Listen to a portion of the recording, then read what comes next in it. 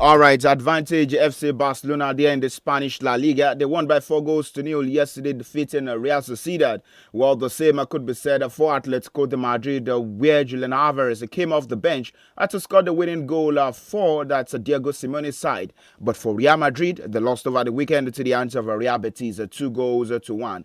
Isco, well, he came back to enter his former side, and of course he has dropped an apology letter, while explaining the reason for jubilating against that is former employers. Well, of course, in the Nigeria Premier Football League, also Rangers, who definitely are slugging it out for a position on the CAF Champions League. That's talking about continental football. Yesterday, they lost by 2-1. But for Remo Stars, they were victorious once again in the Nigeria Premier Football League. Ikorodu City, they were victorious also. But later today in the NPFL, we would have the Oluyole Warriors take on their opponent. That's in the Nigeria Premier Football League. That's for today. Well, of course, we know that the program this lovely morning, we just take a look at the headlines and make it around the exciting world of sports over the last 48 hours. What happened there in the interesting world of sports?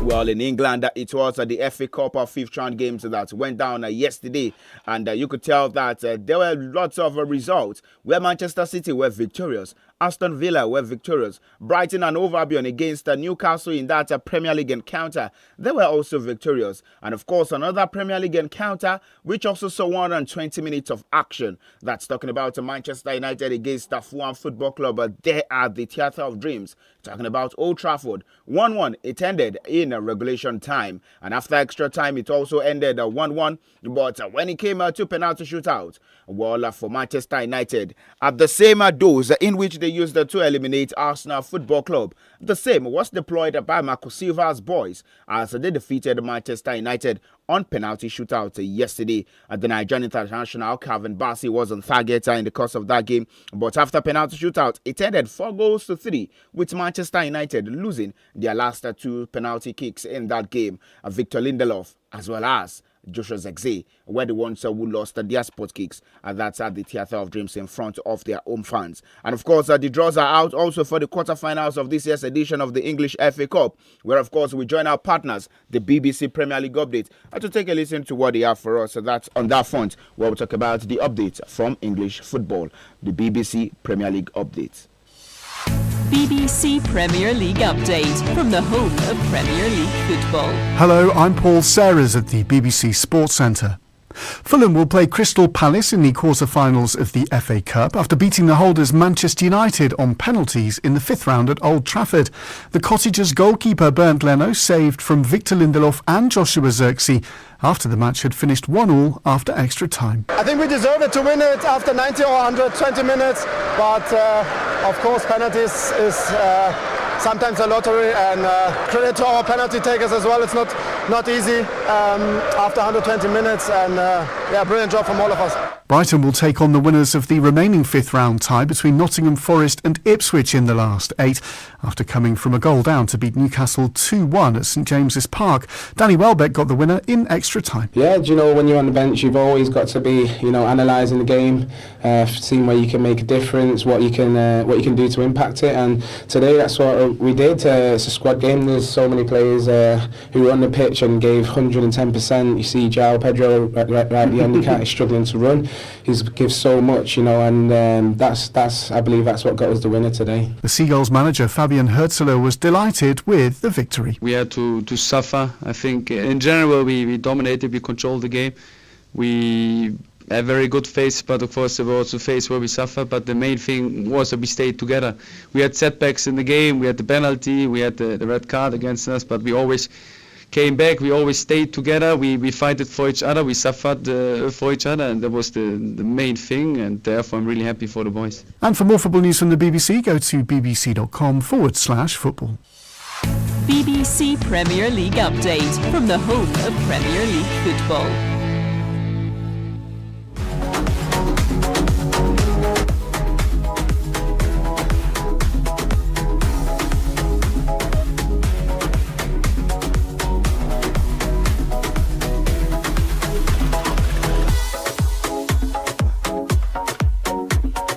right, of course, they listened to the BBC Premier League update. Well, you know you are listening to the voice of 𝐿 SAMIES on the program this morning. That's 32 FM 94.9, Scoreboard in 15.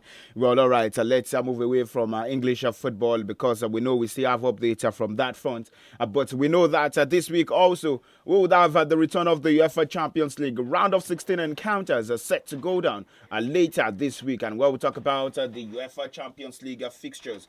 That's for this week. We know that their top games for this week, where definitely we would have Club Brugge take on Aston Villa, Real Madrid against Atletico de Madrid, Borussia Dortmund will take on Lille, PSV Eindhoven will be up against Arsenal, Feyenoord against Inter. We would also have Bayern Munich against Bayer Leverkusen, Benfica against Barcelona, and Paris Saint-Germain against Liverpool Football Club. Those are the fixtures set to go down. That's this week in the UEFA Champions League.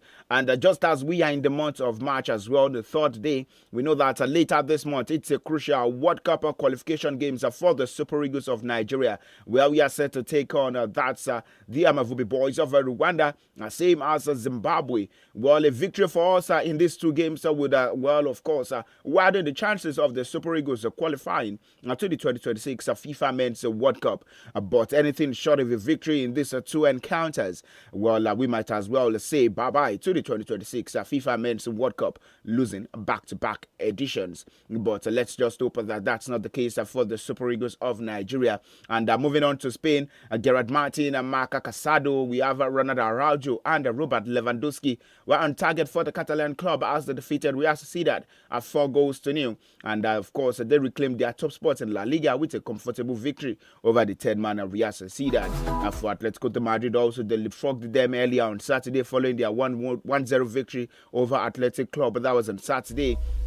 But as it stands, we have FC Barcelona top of the table in the Spanish La Liga. That's with, for their 57 points, Atletico de Madrid are second with 56 points. And then we have Real Madrid third with 54 points after losing to the hands of Real Betis also over the course of the weekend. Well, and the Italian Serie A also, where of course we had games go down over the course of the weekend. There was no victor in all of the sides that would definitely are aiming for the Scudetto this season.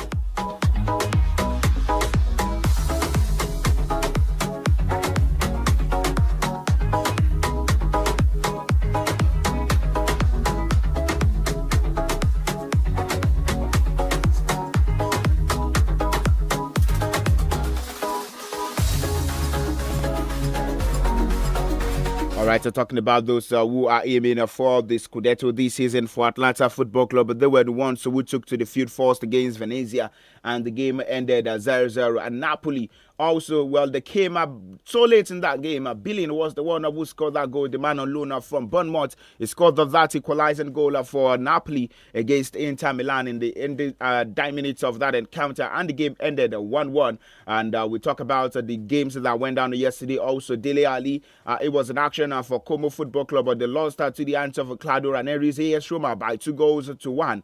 AC Milan also lost late in that game to the hands of Lazio by 2-1. Pedro, this man who won every European Championship Cup available. It was the one who scored the goal, but it was a great also night for Samuel Chukwueze, despite scoring in the 85th minute, seeing the game as a game that definitely they have shared the spoils with Lazio. Pedro came up with a sublime strike. That's in the 98th minute. And of course, we talk about how the standings look like now there in the Italian Serie A. You tell that for Napoli Football Club, they are still top. They are second, but for Inter, they are top with 58 points. Then we have Napoli with second position with 57 points. And of course, no victory in their last 5 games. Talking about Napoli, while for Atlanta Football Club, they are third with 55 points. Lazio are fourth with 50 points. But let's see how the race for the Scudetto will definitely shape up there in the Italian Serie A this season with 11 games to go.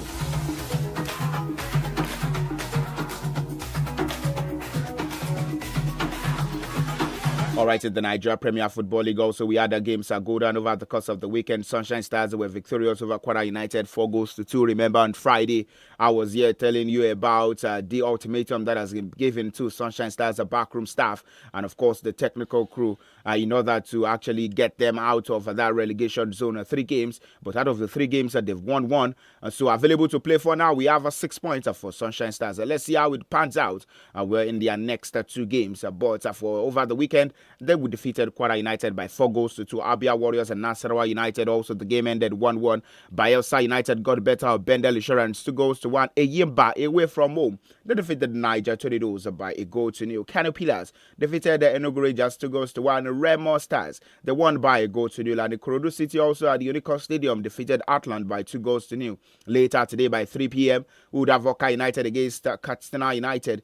Academy Warriors would also take onto the field to play against the Lobi Stars, while the Oluyole Warriors, Shooting Stars, by 5:30 at the Lagos Salami Sports Stadium, Yayin Ibadan, will take on Rivers United. Well, you take a look at the standings now in the NPFL. We have Remo Stars still top with 54 points. Rivers United are second with 42 points, same as Shooting Stars with 42 points. Both sides go head-to-head later today. And of course, with their victory yesterday, Kano Pillars, they are now fourth on the standing with 42 points as well in the Nigeria Premier Football League. What a race it is in a qualification for the CAF Champions League and also the CAF Confederation Cup, just because the Remo Stars maybe they couldn't be caught upon at this point in time.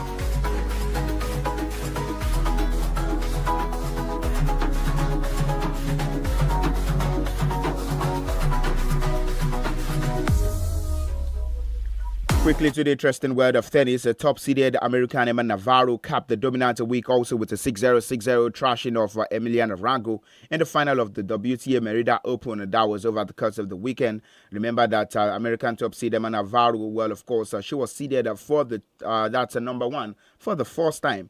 And, of course, she marched to her second WTA title without dropping a set, adding the 500 level crown to the title as she won in Hobart last year. And still talking about some tennis stories, also Thomas Makaka captured his first ATP title.